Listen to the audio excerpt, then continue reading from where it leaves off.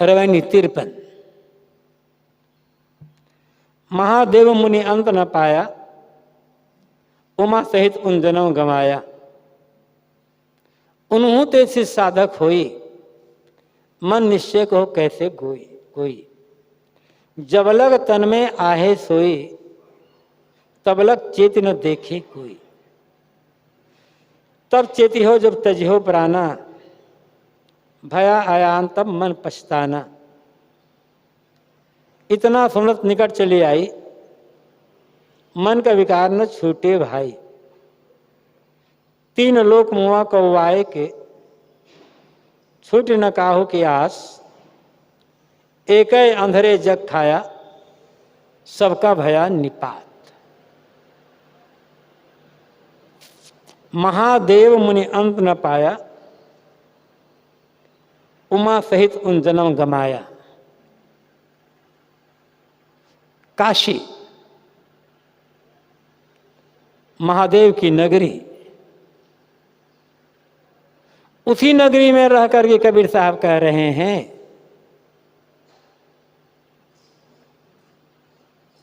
महादेव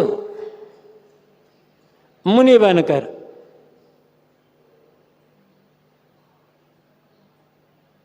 जिसका मनन करते रहे और जिसका अंत रहस्य भेद नहीं जान पाए, उमा के सहित तपस्या करते हुए उन्होंने अपने जीवन को खो दिया, लेकिन उस परमात्मा का रहस्य, परमात्मा का भेद जान नहीं पाए। पुराणों में जो लिखा हुआ है उसे साधे साहब कहते हैं। ऐसे लोग मानते हैं कि महादेव ही परब्रह्म परमात्मा है, तीन लोक के मालिक है, लेकिन पुराणों को देखो तो वो भी ध्यान करते हैं, अलग परमात्मा पाना चाहते हैं। उनके लिए साहब ऐसा कहते हैं। साहब कहते हैं जैसे महादेव जैसे योगी, महादेव जैसे तपस्वी इस आत्मभिन्न परमात्मा का भेद नहीं जान पाए, उससे वियोगी ही बने रह गए। उन्हों ते साधक हुई, क्या आज कोई उनसे भी बड़ा सिद्ध या साधक हो सकता है जो उस परमात्मा का रहस्य समझ सके या लोगों को समझा सके?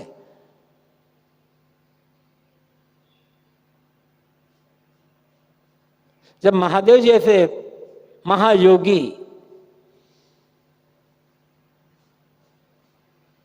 उसका भेद समझ न पाए तो दूसरे और लोगों पर विश्वास क्या है? और ये आत्मभिन्न परमात्मा के लिए कहते हैं।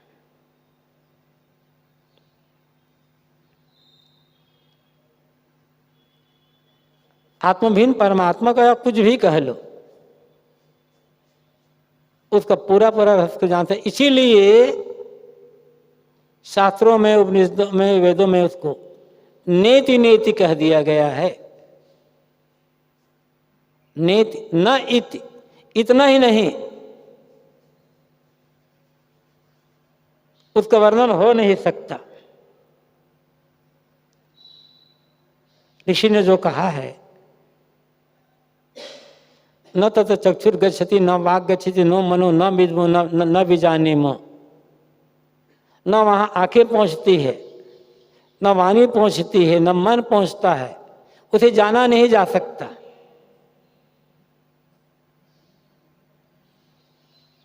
उसे कोई जान नहीं पाया है। हम नहीं समझते कि अपने शिष्यों को उसका उपदेश कैसे करें, उसके बारे में कैसे बताएं। हाँ, इतना जरूर है, अपने पूर्वजों से जो हम सुनते आए हैं वही बता देते हैं, लेकिन उसे कोई जान नहीं पाता। ये उपनिषद के ऋषि कह रहे हैं। उसी बात को लेकर कबीर साहब कहते हैं, जब न मन है पहुंच सकता है, न वाणी पहुंच सकती है, न आंखें पहुंच सकती है, वो जानने में आ नहीं सकता, तो उसका भेद को फिर जानेगा कैसे कोई? वो तो अनजाना ही रह जाएगा ना।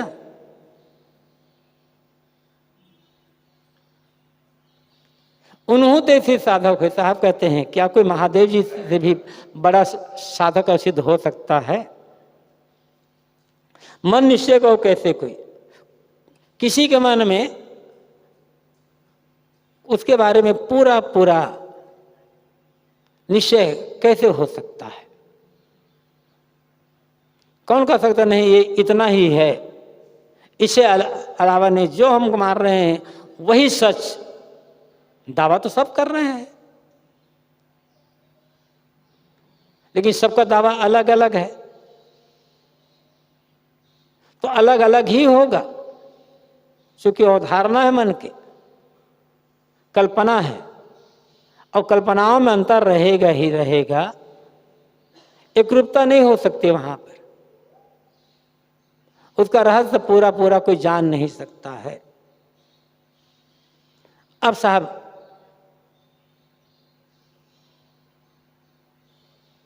हम लोगों की, समान लोगों की असावधानी पर बात कहते हैं। जब अलग तन में आहे सोई तब लग चेत न देखी कोई। जब तक शरीर में प्राण चल रहे हैं तब तक सावधान होकर कोई देखने का प्रयास नहीं करता है।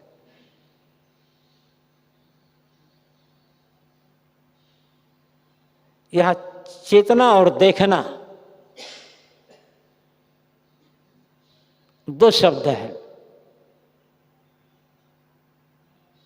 चेतना सावधान होना, जागरूक रहना।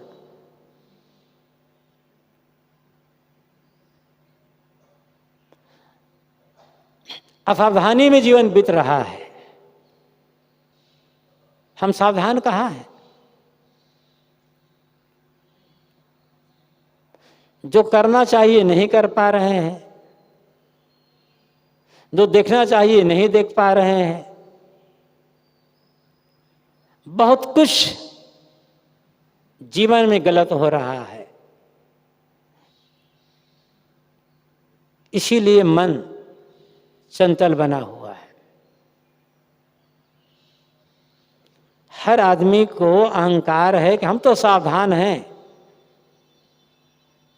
हम इतने पढ़े लिखे हैं, हम इतने विद्वान, इतने बड़े ज्ञानी हैं, इतने बड़े समझदार हैं, हम इतने पुराने साधु हैं, हम इतने वर्षों से साधना करते आ रहे हैं, क्या भला हम असावधान हो सकते हैं? हम तो पूर्ण सावधान हैं। अच्छी बात। तो मन चंचल क्यों बना हुआ है? अभी भी सावधान है तो बाहर की चीजों को देख करके मन ललकता क्यों रहता है, आकर्षित क्यों रहता है, क्यों उसके चिंतन करते रहता है? सावधान है पूरी तरह से तो मन में गलत चिंतन क्यों आता है, वासनात्मक चिंतन क्यों आता है, नकारात्मक चिंतन क्यों आ रहा है मन में? किसी प्रकार का नकारात्मक चिंतन या वासनात्मक चिंतन में है तो ये हमारी असावधानी का ही परिणाम है। कहाँ सावधान है? जो हर समय सावधान रहेगा, जागरूक रहेगा, उसके मन में वासनात्मक चिंतन या नकारात्मक चिंतन, द्वेषात्मक चिंतन हो ही नहीं सकता है।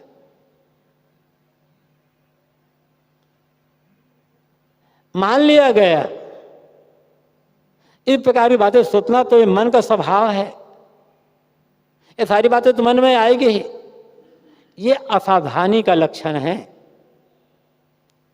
चूंकि कहने वाले का मन स्वयं ही, कहने वाले का मन ही संयत और शांत नहीं है, वो खुद उन्हीं वासनाओं में डूबे हुए हैं, तो ऐसा तो कहेंगे ही कहेंगे वो।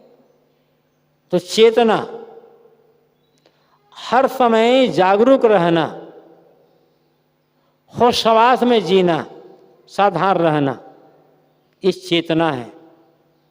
देखना, तथ्य को समझना है। यहाँ देखने के बाद मात्र आंखों से देखना नहीं है,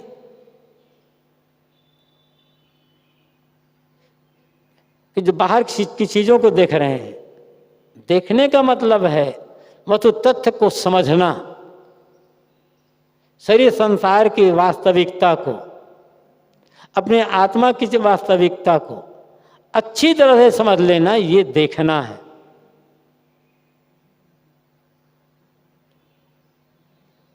इसलिए कहा जाता है कि कबीर साहब बहुत बड़े शब्द शिल्पी हैं। चेतना और देखना तो समान है, लेकिन जिस भाव में साहब कह रहे हैं वहां पर इस चेतना देखने में बहुत बड़ी गहराई है। जो साधारण रहेगा और तत्व को समझने का प्रयास करता है, सत्य को समझ लेगा, वो न संसार में भटकेगा और न कल्पनाओं में भटकेगा। लेकिन साहब कहते हैं ये कब तक होगा? जब लग तन में आहे सोई, जब तक शरीर में सांस चल रहे तभी तक की बात है। प्राण निकला, अब कुछ नहीं हो सकता है, वो तो मुर्दा है शरीर। शरीर रहते रहते ही हम सावधान हो सकते हैं, साधना कर सकते हैं और तथ्य को, आत्मा को, अनात्म को दोनों को अच्छी तरह से समझ सकते हैं। और समझ करके अनात्म का राग छोड़कर आत्मा में स्थित होने के लिए काम कर सकते हैं। साहब सावधान करते हैं हम लोगों को। ये मत सोचना कि अभी बहुत लंबा समय है, अभी नहीं तो हम कभी कर लेंगे। समय खिसकते देर नहीं लगेगी। जरा सोचें, जितना जीवन बीता है अभी तक का, असावधानी में बीता है और लगता है अरे इतनी जल्दी कैसे हो गया। अभी तो बात ही है, कल की तो बात है, और कल की बात 4 साल पुरानी हो गई है, लगता है अभी की बात है। तो साहब कह देते हैं जब लग तन में आहे सोई तब लग चेत न देखे कोई। जब तक शरीर में प्राण चल रहे हैं तब तक कोई सावधान होकर देखने का काम नहीं कर रहा है, अपने आप को समझने का काम नहीं कर रहा है। चेतना और देखना, चेतना पूर्ण रूप से आत्मबोध हो जाना, सावधान होना, अनात्मा का राग छोड़ देना, दोनों आ गया। फिर जो सावधान रहेगा वो अनात्मा में राग करेगा ही नहीं, अनात्मा के तरफ आकर्षित होगा ही नहीं। अनात्मा की तरफ, सांसारिक भोग वस्तुओं तरफ आकर्षित होने का मतलब है असावधानी। जितना अपना मूल्य कम समझ में आएगा उतना बाहर की वस्तुएं अधिक मूल्यवान समझ में आएगी, और जितना अपना मूल्य समझ में आता जाएगा उतना बाहर चीजें मूल्यहीन होती चली जाएगी। बाहर चीजों को मूल्यहीन समझना ये चेत जाना है, और अनात्मा और आत्मक मूल्य समझ लेना ये देख लेना है। ये शरीर रहते रहते, शरीर में प्राण चलते चलते होगा। लेकिन साहब कहते हैं कि जब तक शरीर में प्राण चल रहे हैं तब तक कोई सावधान होकर देखने का काम नहीं कर। तब चेती हो जब त्यजी हो प्राणा, भय आयान तब मत पहचाना है। क्या उस समय तुम सावधान होगे जब तुम्हारे प्राण छूटने का समय आएगा? तब उस समय तो समय समाप्त। उस वक्त मांगा जब वक्त तंग आया, तब क्या होगा? अब तो वक्त मिलने वाला है नहीं। साहब कहते हैं कि यदि तुम आज, जब तुम्हारे पास सारी स्वावस्था है, तब तो तुम चेत नहीं रहे हो। असावधानी में मन की तरंगों में बहते चले जा रहे हो। जरा सोचो, जब तुम्हारा शरीर निष्प्राण हो जाएगा या जब तुम दुनिया से विदा होने लगोगे, उस समय सावधान क्या होगे? उस समय तो वही जो दुनिया भर में जो जिंदगी भर खुराफात किए रहे हैं, वही खुराफात की बातें मन में आएगी। भया आयान, तब मन पछताना। उस समय अज्ञानी बन करके तुम्हें केवल पश्चाताप करना होगा। जो जीवन में अच्छे कर्म किए रहेंगे, जो भजन भक्ति सेवा साधना में लग रहे होंगे, सद्गुण सदाचार पूर्ण जीवन जीते रहे होंगे, अंतिम समय में उनके मन में पश्चाताप नहीं होगा। किंतु जो जीवन भर राग रंग में डूबे रहे, प्राणी पदार्थों धन दौलत के संग्रह के पीछे दौड़ते रहे, भोग के पीछे दौड़ते रहे, उसके लिए नाना प्रकार की खुराफातें करते रहे, और वो सब संस्कार उसके मन में आते जाएंगे। अंतिम समय में कितने लोग ऐसा हो जाता है जैसे एकदम बेहोशी, मूर्छित, ऐसा लगा कि मानो इनका प्राण छूट गया, छूटा नहीं रहता है, लेकिन नाड़ी भी जैसा लगता है कि बंद हो गई, हृदय गति बंद हो गई, ऐसा लगता है। बहुत धीरे काम करता, वो मूर्छित रह, बेहोशी में। थोड़े समय पश्चात फिर होश आ जाता है, बोलने लग जाता है। लोग पूछते हैं, दादाजी, दादी जी, भाई कहाँ चले गए थे जब यमराज के दूत आ रहे थे मुझे पकड़ने के लिए? ऐसा था वैसा। तो क्या है वो यमराज दूत? वो मन की वासनाएं। कोई बाहर ऐसा यमराज नहीं जो आ रहा था, सुना हुआ है। साहब को तो उस समय तुम्हें अज्ञानी बन करके पश्चाताप करना होगा। उस समय तुम कुछ नहीं कर पाओगे, क्योंकि स्वस्थता, स्वतंत्रता सब समाप्त हो चुकी है। इतना सुना निकट चली आई, मन का विकार न छूटे भाई।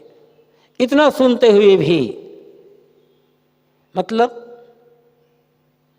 ज्ञान की बातें बहुत ज्यादा सुन लिए, शास्त्रों की बातें भी बहुत ज्यादा सुन लिए, बहुत सुने, बहुत पढ़े, किंतु इतना शास्त्रों की, सत्संग की, ज्ञान की बातें सुनते सुनते अब तुम मौत के निकट पहुंच चुके हो, किंतु हे भाई अभी भी तुम्हारे मन के विकार दूर नहीं हुए। ये बड़ी बात है। मन के विकारों का दूर हो जाना, मन का निर्विकार, निर्मल होना। बहुत शास्त्रों को पढ़े, पढ़े नहीं तो उनके बारे में सुने, ज्ञान की बातें सुने, और सुनने के बाद भी मन विकारी का विकारी रह गया। ज्ञान की बातें कहते हुए, प्रवचन करते हुए, करते करते, सत्संग करते करते, कथा कहते कहते जीवन बीत गया, मौत निकट आ गई, किंतु मन का विकार छूटा नहीं, तो सब कुछ भूसी पर छोड़ना ही हो गया। बस क्या हुआ?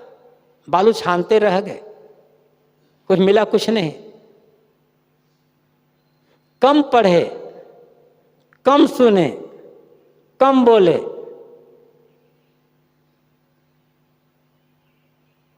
किंतु मन के विकार दूर हो गए, विकारी भावनाएं दूर हो गई, विकारी क्रियाएं दूर हो गई, बस सफल हो गया जीवन। कौन साधु है, कौन गृहस्थ है, कौन स्त्री है, कौन पुरुष है तो सब मनुष्य। जिसका मन जितना निर्विकार होता जाएगा उतना उसका जीवन सुखी शांत संतुष्ट होता जाएगा, आनंद से भरता चला जाएगा। बाहर बहुत कुछ मिल गया, बहुत बड़ा व्यापार फैला लिए कई शहरों में, कई फैक्ट्रियां लग गई, बड़ा पद मिल गया, मंत्री बन गए, बड़े गुरु बन गए, महंत बन गए, आचार्य बन गए, मन के विकार नहीं छूटे तो कुछ भी बनना कुछ भी पाना निरर्थक ही होगा, और निरर्थक नहीं अनर्थक हो जाएगा सबके साथ।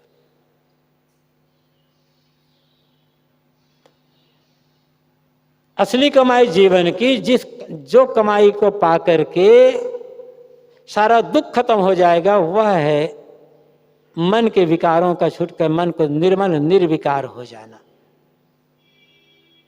और निर्मल निर्विकार मन में ही आत्मबोध हो सकता है, निर्मल निर्विकार मन में ही आत्म साक्षात्कार हो सकता है। उस आत्म साक्षात को चाहे ब्रह्म साक्षात्कार कह लो, चाहे ईश्वर साक्षात्कार कह लो, या परमात्मा साक्षात्कार कह लो। साहब व्यंग करते हैं हम लोगों पर एक प्रकार से, तुम इतना ज्ञान की बातें सुनते हो, कहते हो, शास्त्रों को कहते हो, लेकिन अभी भी तुम्हारे मन के विकार दूर नहीं हुए, अभी भी तुम्हारा मन विकारी का विकारी बना हुआ है। तो भी क्या मिला तुम्हें, तुम क्या पाए? कुछ तो नहीं रह गए, खाली दर्द दर्द के दर्द ही रह गए। तीन लोक मुआ को आए के छूटी न काहू की आस, एक अंधेरे जग भया सबका भया निपात, एक अंधेरे जग खाया सबका भया निपात। तीन लोक, स्वर्ग पृथ्वी पाताल, ऊपर नीचे मध्य, ये तीन लोक की बात, मतलब पूरा संसार।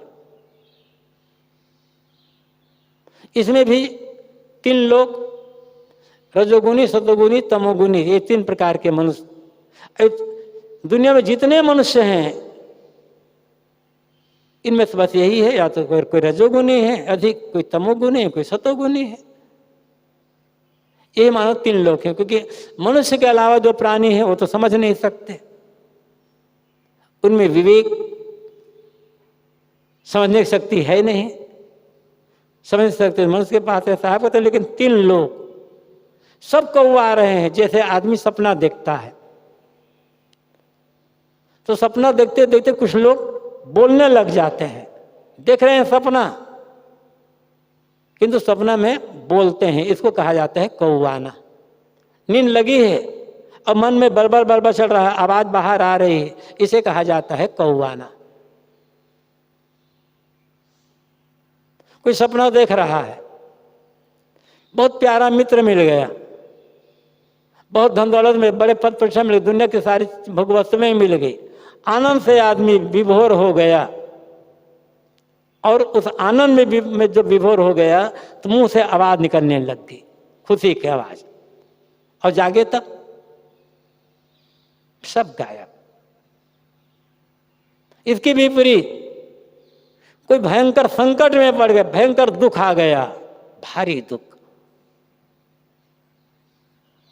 कहीं घाटा हो गया, पुत्र की मृत्यु हो गई, पत्नी की मृत्यु हो गई सपने में, बड़ी बीमारी हो गई, आदमी एकदम परेशान दुख से सपना देख रहा है, उस सपना में रोने की आवाज आ जाती है बाहर से, ये कौवाना है। लेकिन जागे तब कुछ नहीं। ऐसे ही हमें ये मिला, हमें वो मिला, हमने ये किया, हमने वो किया, सबको वा रहे हैं, लेकिन आंख बंद हुई, जो कुछ मिला सब गायब। इसके बाद भी छूटी न काहू की आशा। आप कहते हैं किसी की आशा छूटी नहीं, अभी भी आशा लगी है, ये मिल जाए, वो मिल जाए, वो मिल जाए, इतना धन और बढ़ जाए तो मैं सुखी हो जाऊंगा, इतना पद मिल जाए, ऐसे भोग मिल जाए, अभी भी आशा छूट नहीं रही है लोगों की। आज तक जो मिला उसमें तृप्ति नहीं मिली तो आगे मिलेगी, उसमें तृप्ति कैसे हो जाएगी? लेकिन आशा छूटती नहीं है। उम्र बढ़ती जाती है, अनुभव भी काफी कुछ हो गया, किंतु जो आशा है मन में लगे, भोग पाने की, परमात्मा पाने की या कुछ भी पाने की आशा मन में है, छूट कहाँ रही है? क्यों आशा नहीं छूट रही है? क्यों लोग को आ रहे हैं? एक ही अंधेरे जग खाया, एक अंधरा ने सबको खा लिया है। वो एक ही अंधेरा क्या है? वो अंधा हमारा ही मन, विवेकहीन मन, अज्ञानी मन। एक विवेकहीन मन ने संसार के सारे लोगों को खा लिया, मतलब सबको भटका दिया है। सबका मन भी भटका रहा है। कौन भटका रहा है? आदमी को। आदमी को उसी का ही मन भटका रहा है, दूसरा कोई नहीं भटका रहा है। और मन है अविवेकी, तो अविवेकी मन तो भटकाएगा।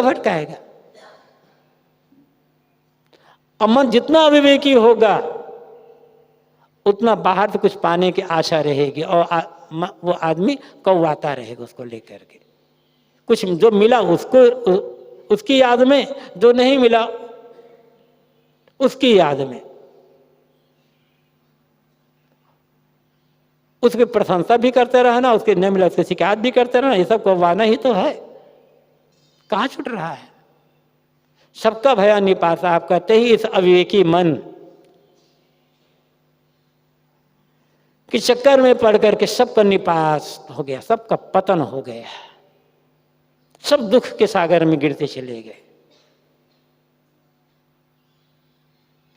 जिसने अपने मन को संभाल लिया, साध लिया,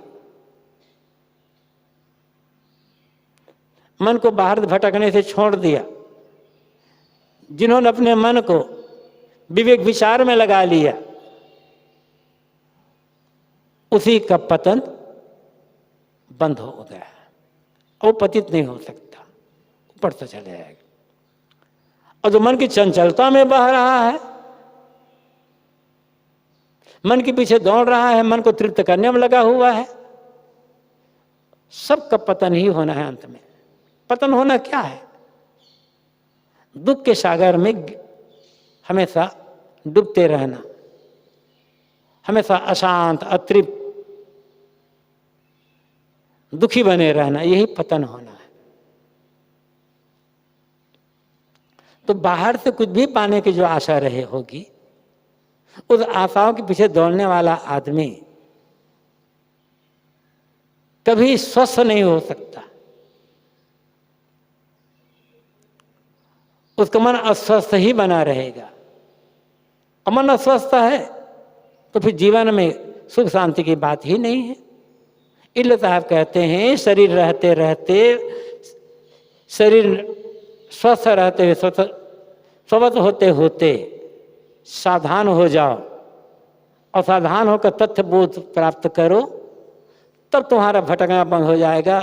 जितना सावधान रहोगे और तथ्य को समझने का प्रयास करोगे, उतना ही मन शांत होगा। ये काम भी मन द्वारा ही होगा,